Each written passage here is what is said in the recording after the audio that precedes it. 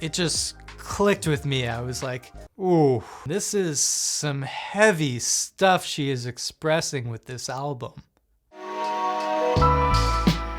Hey, welcome back to Recently Played, and today I'm going to give you my honest thoughts, feelings, and opinions on Life is a Bee by BIBI. Let's get into it.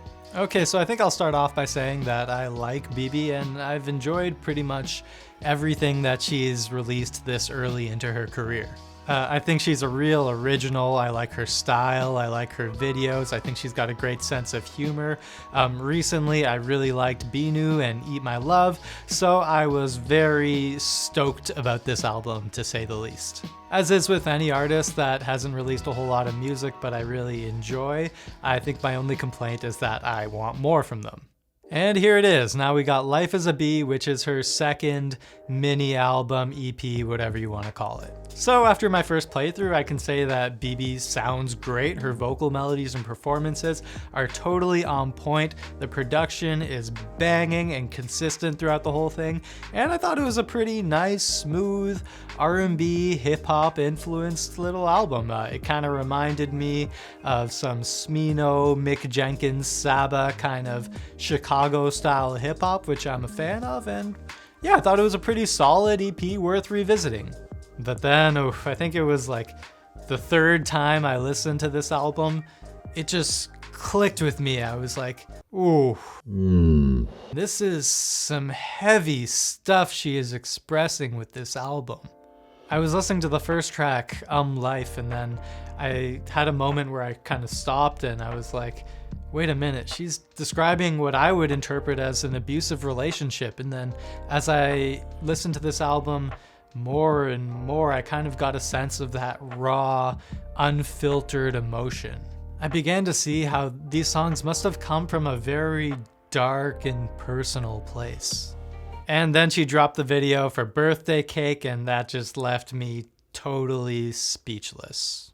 Like, honestly, I don't remember the last time an album just made me sad. Like, there's plenty of sad albums that I enjoy and evoke an emotional reaction to me, but this album legitimately bummed me out. Like, this album really made me empathize with BIBI. It just, like, everything she's released before is just so lighthearted in comparison. Life is a Bee is a very bleak album. So I think one of BIBI's greatest strengths is that she's a very strong lyricist and writer. And I think that the lyrics on this album are really great in that they can be interpreted in a lot of different ways. They're just kind of ambiguous enough so that you can develop your own meaning, but they all kind of circle back to the same theme no matter what your interpretation is. So I mentioned that I interpreted the first track, Life, to be about an abusive relationship. And what I get from it is that she is totally brainwashed by her abuser, and her self-worth is so low that she defends him and saying that it's not his fault and that she still loves him. And on other parts of this album, we hear BIBI blaming herself for the actions of her abuser, saying that she deserved it and she was stupid, which is just horrible. On Birthday Cake, we find her reflecting on her traumatic experiences and blaming herself for not recognizing the situation she was in and undervaluing herself. In a sense, her mind has her victim blaming herself, and I think she's trying to express how cruel we can treat ourselves sometimes. You know, I think the metaphors are great on this album, with the birthday cake in particular. I thought it was interesting in that now, in the song, long after the damage has been done, she can taste that birthday cake, but it's not without some tragic irony because she discovers that she could have tasted it this entire time. Another great metaphor on Petey the dog. BIBI compares herself to a stray dog just looking for the bare minimum of care and attention from anyone. She said before that she can put on the 2 dots under her eye and become BIBI, but underneath that character is a person who still has a lot of healing to do. And I thought that this concept was really well visualized in the Birthday Cake music video, when she's just sobbing uncontrollably and then wipes off the dots from her eyes and shows us how sad she really is underneath all of it. So I talked about how a lot of these songs deal with living with trauma and depression caused from abuse, but there's another level to this that BIBI brings up in this album, which is very interesting and equally sad. She kind of takes it to this other greater spiritual level. So BIBI stated in a recent interview that she doesn't believe that anyone is born evil or that anyone is naturally mean. Rather, that it is a result of some traumatic experiences that makes them that way. Which again is horrible, and I don't think that BIBI is trying to make any excuses for abusive behavior because there are none, but rather she's trying to gain an understanding of how people can get to that point so that she can move forward. And it's in the title of this album as well. Life is a bitch. That there is something greater responsible for all of this pain and suffering that comes with being alive, and that it is futile to try to blame it all on others or ourselves. In the opening track, when someone asks her, "BIBI, who did this to you?" she simply responds, "Life."